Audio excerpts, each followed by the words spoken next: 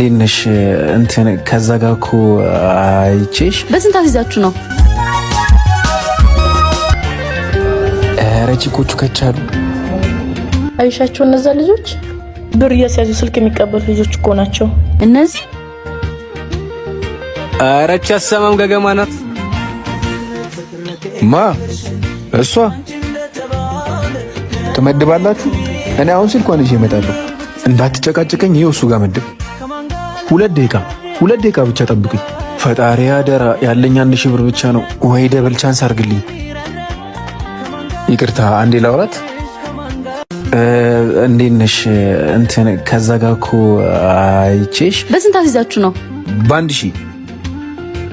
እሺ 500 ታመጣለህ? ይሄው አሁን ነው ትራንስፈር ማድረገው። 500 እንዳትረሳ።